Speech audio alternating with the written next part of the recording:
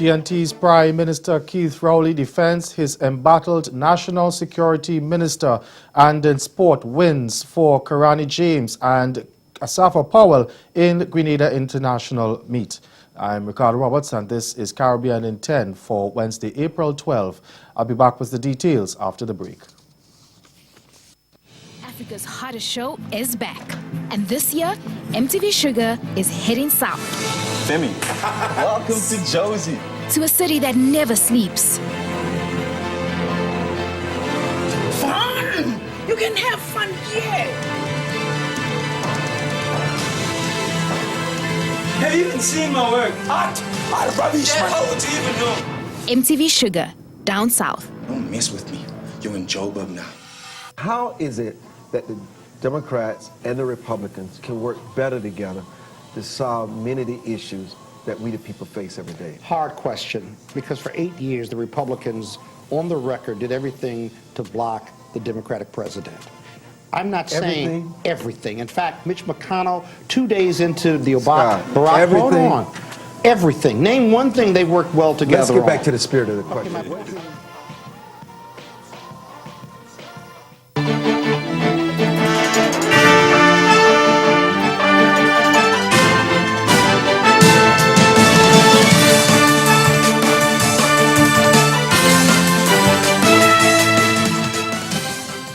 Trinidad and Tobago's Prime Minister Keith Rowley is dismissing calls to sack his National Security Minister Edmund Dillon over the recent increasing murder rate.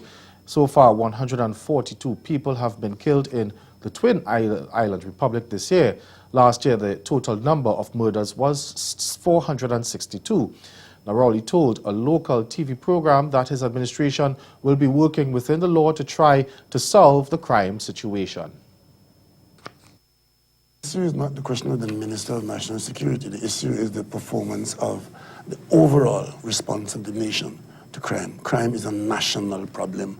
I'm not satisfied with anything in the area of crime management and crime detection and, suppression and so on. I'm not satisfied with any area because that is an intractable problem which has been with us for some time, and what is required is a sustained response with the expectation that there would be successes in those areas.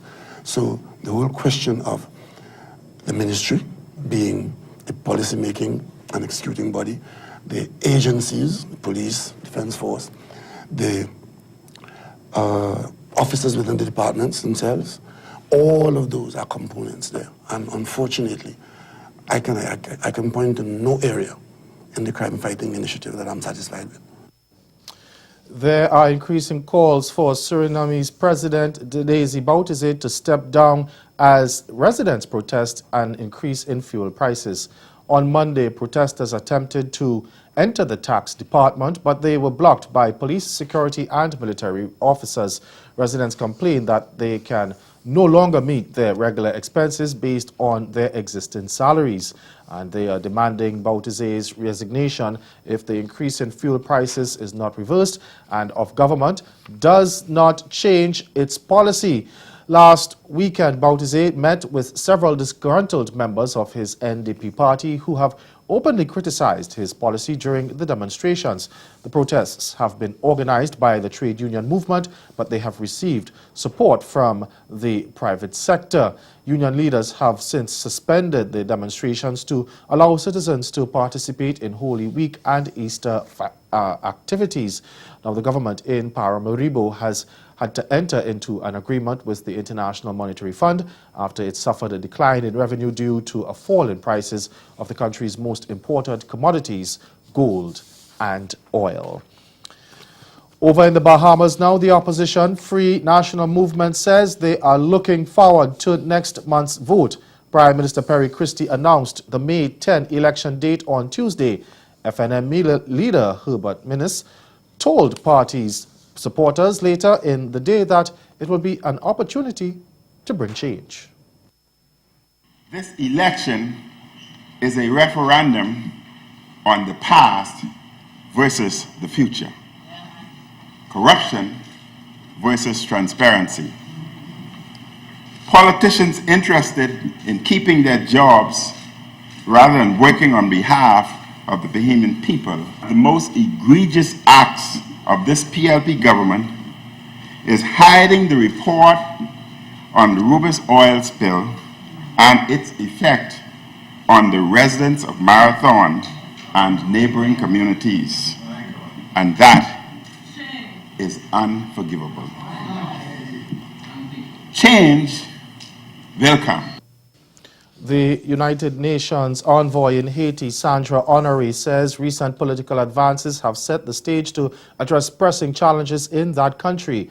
Honoré pointed to improvements in the political situation, including the recent elections, as well as opportunities to address long-standing disputes, and she urged the international community to continue its partnership with Port-au-Prince and its people to help consolidate those gains.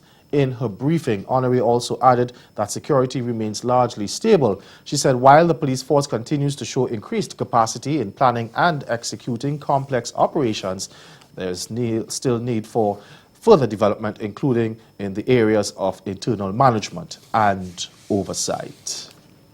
Stay with us. Your Midday Sport is next.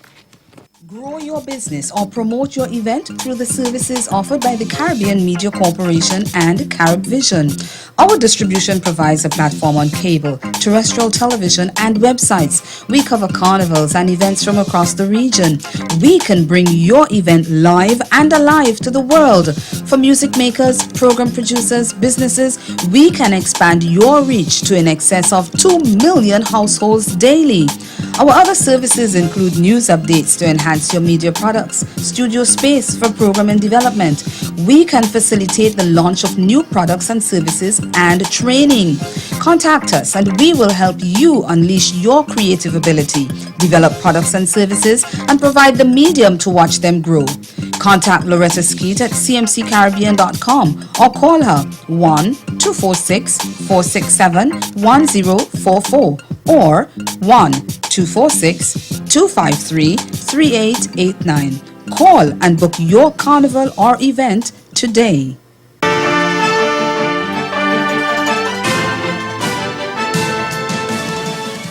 Former Olympic 400-meter champion and homeboy Karani James did not fail to disappoint in the inaugural Grenada Invitational held over the weekend at the stadium that bears his name. James stopped the clock in a time of 45.44 seconds to finish first in the 400 men's sprint ahead of Great Britain's Martin Rooney, who was trailing behind in 46.35 seconds, and Javon Francis of Jamaica, he clocked 46.45 seconds for the bronze.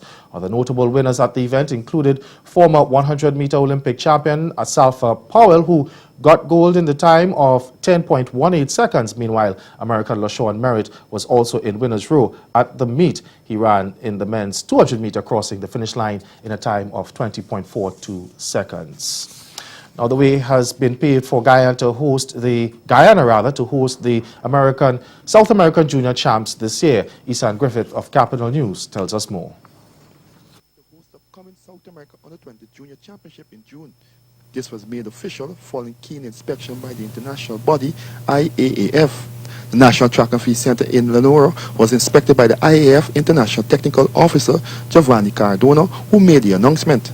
I was here to evaluate the possibility of this championship, and for what I've seen, it's a great experience. It's been a great time. It's a great facility, the track that you got, a great human resource for all this championship, and I think it's a very nice opportunity to have a really nice South American championship, and I don't see any biggest obstacle that can trip that. That's Caribbean in 10. Good afternoon.